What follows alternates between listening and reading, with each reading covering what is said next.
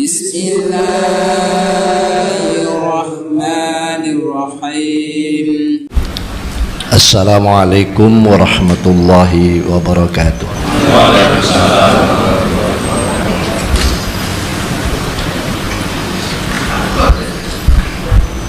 Bismillahirrahmanirrahim.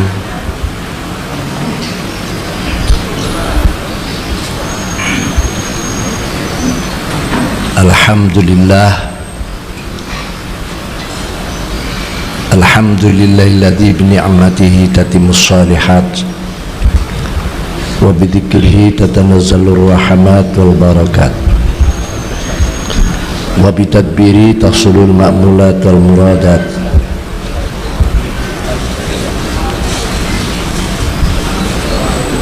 Asyhadu an la ilaha illallah wahdahu la syarika lah wa asyhadu anna sayyidana Muhammadan abduhu wa rasuluhu wa sufiyyu wa khaliluh. Allahumma salli wa sallim wa tafaddal wa takarram ala sayyidina Muhammad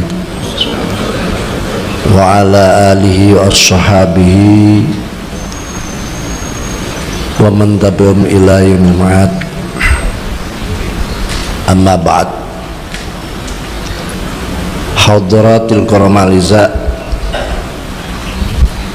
hadratil ulama wal masyayikh al amathil wal abajil,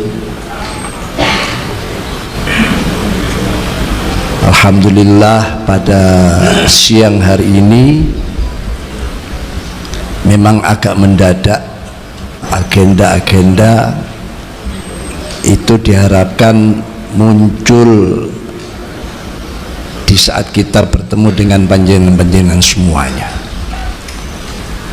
tapi pada intinya penyapaan terhadap jajaran pengurus PW, PC saat ini yang kita butuhkan memang adalah barokah. Kalau ilmu, kecakapan dan keahlian saya kira sudah semuanya ada di PPNU, ada di PWNU, ada semua di jajaran NU se-Indonesia ini. Kita tidak kekurangan dengan mereka-mereka orang yang cerdas, cerdik, pandai, alim. Tentu barokah inilah yang menjadi harapan terbesar di dalam kita melaksanakan tugas amanah yang disebut amanah yang sangat besar ini. Bagaimana tidak kalau kita membaca bagaimana kelahiran Nahdlatul Ulama, dari nama, lambang dan semuanya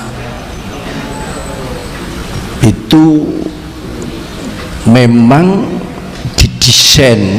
Nahdlatul Ulama ini ada sebagai organisasi yang mendunia. Dari lambangnya saja sudah bisa kita, dengan gambar bumi yang di situ nama Nahdlatul Ulama, dotnya saja yang merupakan huruf yang dibanggakan oleh Rasulullah SAW. Ana afsahu man nataqa bid-dad. Ini saja melampaui daripada gambar bumi itu. Maka pas sekali jargon moto yang dibawa oleh ketua umum kita pada khususnya, yang mendapatkan respon positif karena itu sebuah kebenaran. Jadi pada pengurus saat sekarang ini yang harus kita bicarakan, kita bahas adalah tentang bagaimana keadaan dunia, bukan kita lalu hanya berkutat tempat-tempat yang sempit. Kan Islam itu sendiri adalah alam, bukan aulama. Dan NU itu sendiri adalah merupakan miniatur Islam. Apa yang diperintahkan, diwajibkan oleh Islam, ya diperintahkan oleh Nahdlatul Ulama. Dan sebaliknya, apa yang dilarang juga dilarang.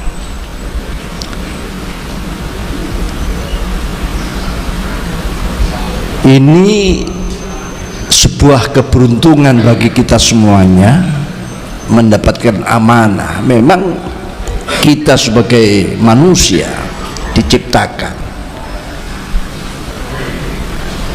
dalam rangka kita melaksanakan amanah yang besar itu. Di samping sebagai khalifatullah fil ard, juga ada tugas memakmurkan bumi ini, memakmurkan dengan keadilan, kesejahteraan,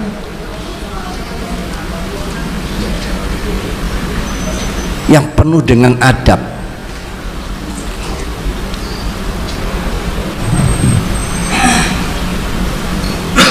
Maka di samping nikmat uzma kita ada pada Jam'iyah Nahdlatul Ulama,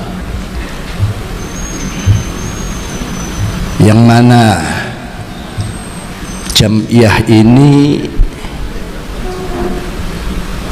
ya SK para wali.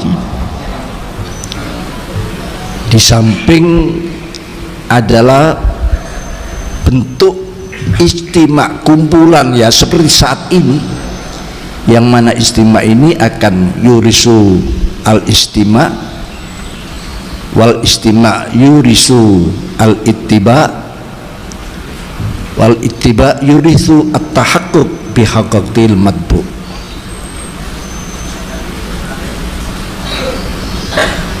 Juga tahakkuk bihaqati andimah al-andimah wal qararat. Wa hadha sirru qouli ta'ala fabashshir ibadil ladzina istami'una al-qaul fattabi'una ahsana.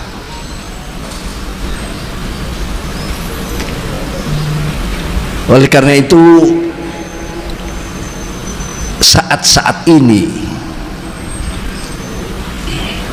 pekerjaan kita, tugas kita, di samping bagaimana cakrawala dakwah yang mendunia ini, juga bisa mengoreksi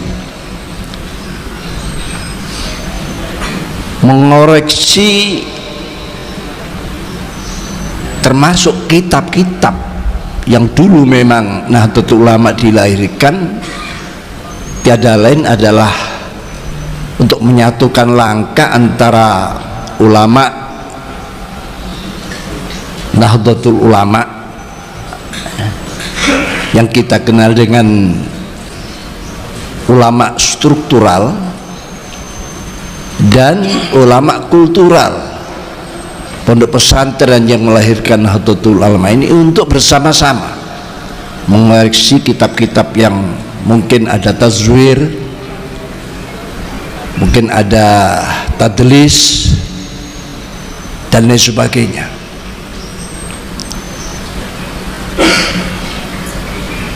Dulu pernah saya mendengar di perguruan tinggi itu diajarkan tentang sejarah, yang di situ pengarangnya seperti Jurji Zaidan, bahkan yang mungkin di pesantren ini mempelajari kitab-kitab tarikh yang pengarangnya mungkin sudah kita anggap orang yang hebat seperti Khudoribik dan sebagainya. Tapi kalau kita teliti, justru ini ada distorsi, ada semacam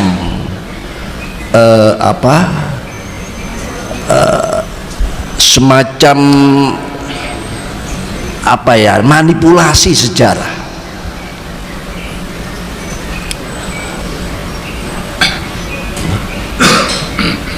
akan termasuk ada pelemahan terhadap bagaimana makom yang tinggi itu yang dimiliki oleh para sahabat-sahabat Rasulullah Sallallahu Alaihi Wasallam, yang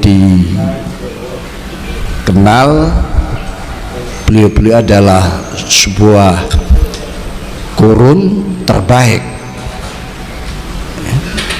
khairukum qarni. Saya sering mendengar sebuah seminar-seminar yang menyatakan bahwa Islam itu juga penuh dengan kejahatan. Sejarah Islam hanya untuk perebutan sebuah kekuasaan, jatuhlah bukan 1-2 ratusan korban, tapi puluhan ribu. Bahkan berakibat banyak wanita-wanita yang mengandung tanpa punya suami akibat daripada perebutan kekuasaan yang dialami oleh. Saya terkejut, apa benar? Apalagi itu kalau ditarik pada masa-masa dakwah dan perjuangan para sahabat. Sahabat itu jaminan dari Rasulullah SAW. Kulluhum udul. Tapi kok ada cerita-cerita semacam itu? Maksud saya, inilah diantar daripada bahasan-bahasan dunia yang mana pada saat ini Nahdlatul Ulama sudah memasuki. Kita harus berani turun, memang ketemu dengan mereka. Salah satunya adalah R20, yaitu mengundang berbagai tokoh-tokoh agama yang lain ya, berkumpul di Indonesia dalam rangka kita di samping bagaimana mengatasi dunia yang saat sekarang ini sedang mengalami sebuah krisis dimensi, krisis yang lain juga, terutama berita-berita hoax yang sekarang ini sudah menjadi pijakan dan sandaran. Kita tunjukkan kalau kita ini ajaran kita ada ajaran yang alami,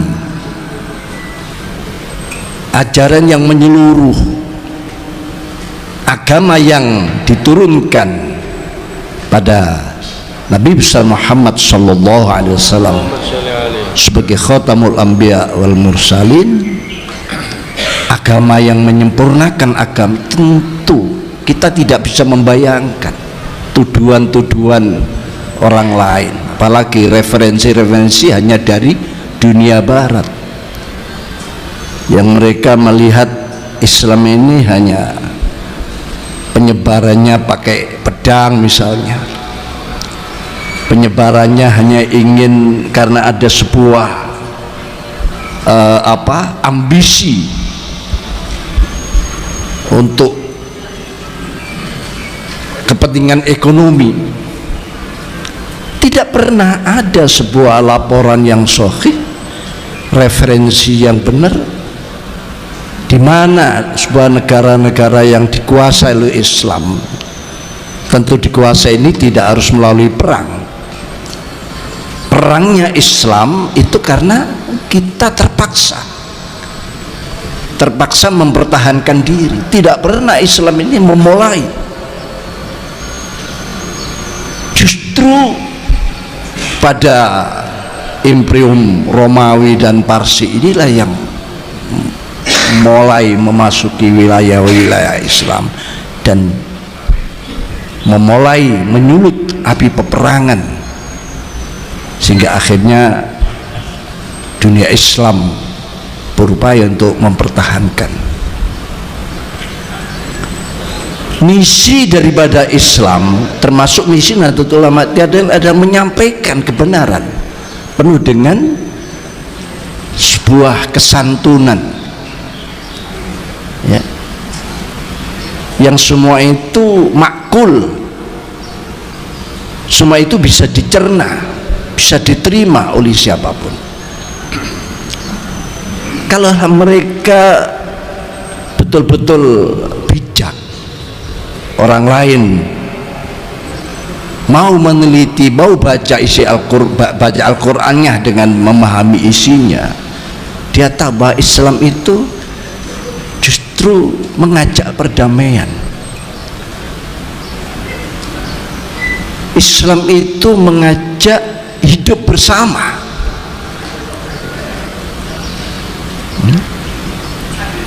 Dan Islam itu bisa ketemu dengan siapapun. Karena di antara 4 sifat wajib para anbiya dan rasul, asidku wal amana wat tabligh wal fatana. Katakanlah tabligh, bagaimana bisa tabligh kalau kita tidak ketemu, tidak berkumpul, tidak menunjukkan bagaimana hal ahwal kita, bagaimana perilaku kita yang sebenarnya.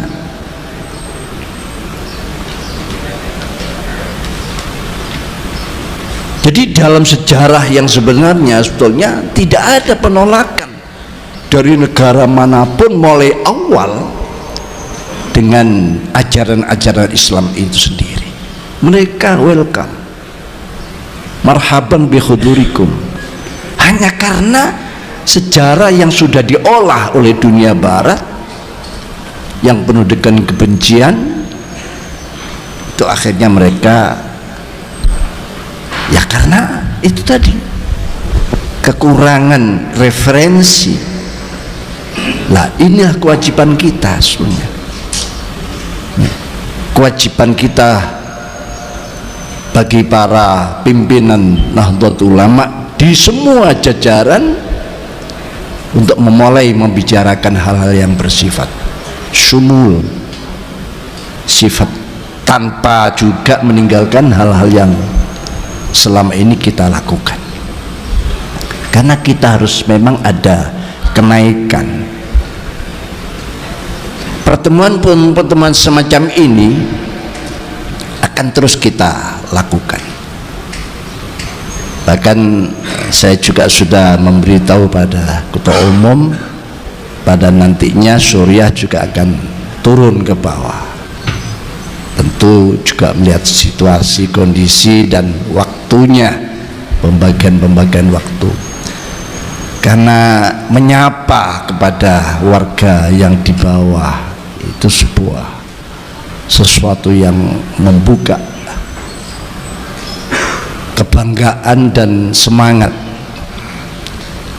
Terutama selama ini kita di pimpinan kepengurusan yang tingkat paling bawah, apa itu ranting atau anak ranting, sebetulnya kan mereka itu pemilik Nahdlatul Ulama. Sebetulnya mereka itu yang tahu sebetulnya apa yang terjadi di tengah-tengah masyarakat, dan mereka yang bersentuhan langsung dengan umat. Harus kita beri rasa bangga.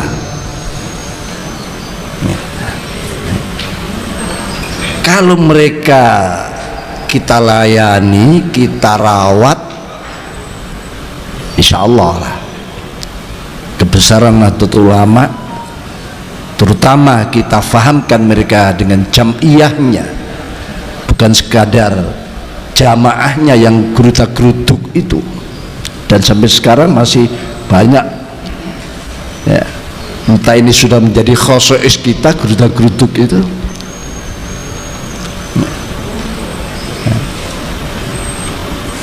Karena orang yang gerutak-gerutuk itu sebagai pertanda orang yang tidak punya pendirian, tidak punya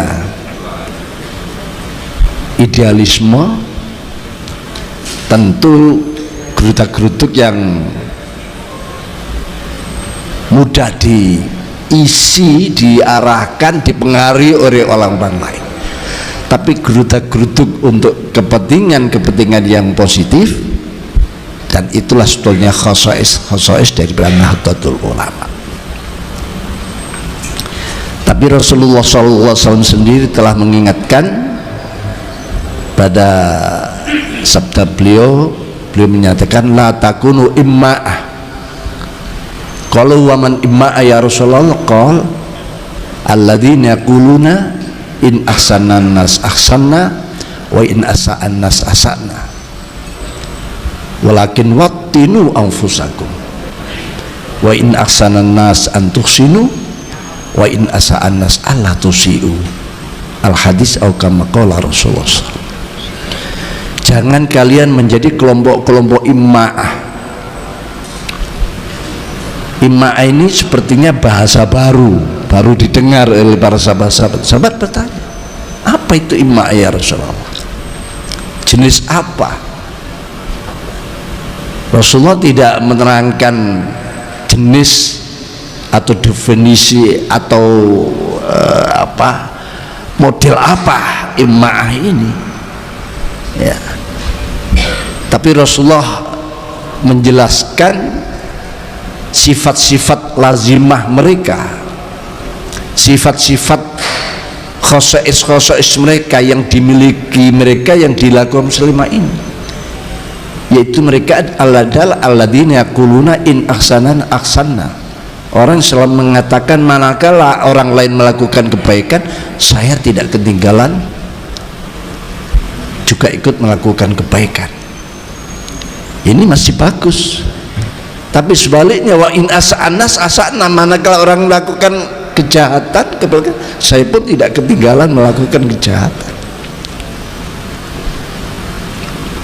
Ini yang dimaksud imma'ah itu tadi. Ternyata imma'ah itu sebuah kalimat tarkib majzi dari kata in dan ma'ahu, lalu dimajzikan, ditarkib majzikan menjadi imma'ah. Ya kalau artiannya mungkin diartikan dengan orang yang latah, orang yang tidak punya pendirian, orang yang geruda-geruduk. Makanya Rasul menekankan walakin wattinu amsaku, mantapkan, ya. Tundukkan idealisme, kokohkan pemahaman dan semangatmu. In ahsanan nas antuhsinu, kalau orang melakukan kebaikan kamu jangan ketinggalan, fastabiqul khairat. Tapi wa in asa'an nas alla tusi'u, kalau orang melakukan kejahatan jangan ikut-ikutan, justru kalian harus melakukan kebaikan. Kesempatan amanah yang sangat besar ini jangan sampai kita lepas begitu saja, karena zaman terus berputar, ya.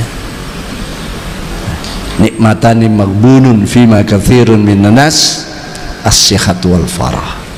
Ada nikmat, kebanyakan manusia tertipu dengan dua nikmat itu. Apa? As-sihah,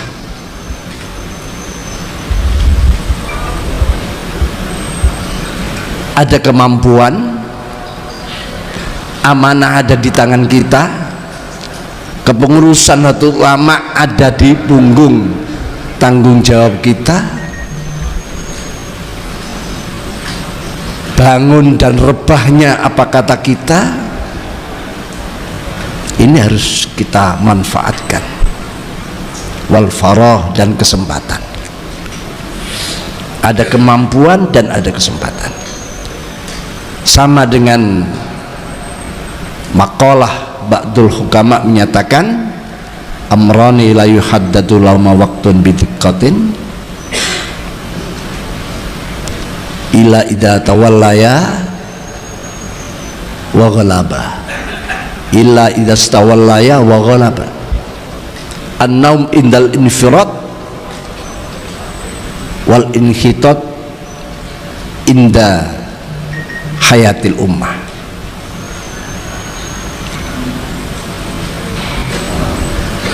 An-naum indal infirad, tidur di saat kita merasa single majority. Jadi an-naum indal infirad, tidur di saat merasa single majority. Alah, ini mayoritas kita, dengan duduk-duduk saja selesai, tiduran malah cukup. Ini penyakit kan, sebuah nikmat yang maghbun fihima, nikmatani maghbun fihima itu tadi. Jadi di saat merasa sendiri, merasa kuat, merasa, dan saat itulah ada penyakit lain yang disebut dengan penyakit kemapanan. Kalau orang sudah kena penyakit mapan, disitulah mulai ada tanda-tanda dia akan menurun. Makanya disebutkan dalam hadis Rasulullah SAW, bada'atin ghariba wa sayaudu ghariba kama bada. Agama mulai datang, katakan gharib, akhirnya mencapai zaman keemasan. Di zaman keemasan inilah terjadi kemapanan, merasa mapan.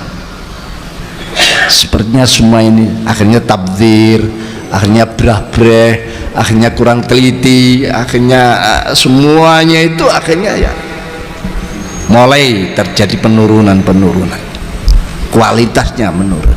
Jumlah mungkin bisa makin berkembang, jumlah makin banyak, tapi kualitasnya. Jadi an-naum indal infir, tidur di saat merasa dia single majority. Wal inkhitat indah hayatil ummah, menurun kinerjanya, semangatnya dan semuanya di saat organisasi lain, jamiah lain mulai menata.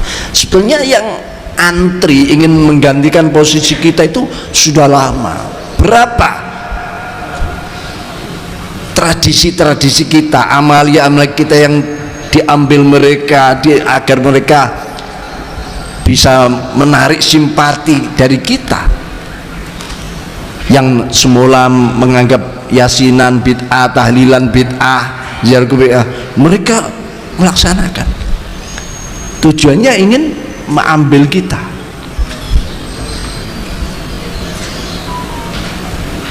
Jadi orang lain, jadi saya pernah mendengar ada kelompok mengatakan, kapan ya waktunya kita gilirannya menggantikan posisi Nahdlatul Ulama di Indonesia.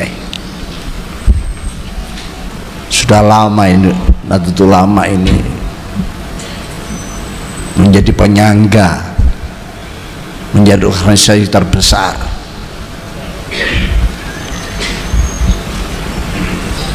Wal inkhitat indah hayatil ummah, tentu itu upaya-upaya. Makanya penyapaan inilah penting, dari PB mungkin sampai ke tingkat, ya mungkin sampai tiap cabang. Tentu cabang kan bisa mengundang MWC rantingnya lah, nanti dilanjut PW juga begitu, PC juga kayak itu, dan sampai tingkat saling menyapa.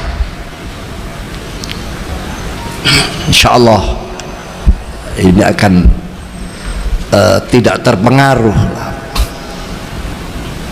Kalau kita merasa besar lalu tinggal duduk-duduk saja, nanti akan kecelik kita 10 tahun lagi, ternyata hanya segini kita. Nah ini makanya ini amroni la yuhaddallahu ma waktun bidikotin, maksudnya kerugian dua hal, akibat dua hal ini tidak bisa kita perkirakan, tidak bisa kita sangka, kecuali kalau sudah idza stawallaya wa ghalaba, kalau sudah menjangkit kena penyakit yang kronis yang sudah sulit bisa kita obati, sudah rebahlah kita, jatuhlah kita, jatuhnya itu sudah sulit untuk bangkit kembali. Nah ini hal-hal yang mungkin kalau itu jadi hal yang penting monggo, kalau mungkin ada konsep-konsep yang lebih baik. Para kiai, para hadirin, itulah yang bisa kami sampaikan. Mohon maaf kalau ada kekurangan, ya pasti ada kesalahan, ya mohon diluruskan. Begitu kurang lebih, maaf. Ihdinas siratal wallahu muwaffiq lakumit thoriq. Wassalamualaikum warahmatullahi wabarakatuh.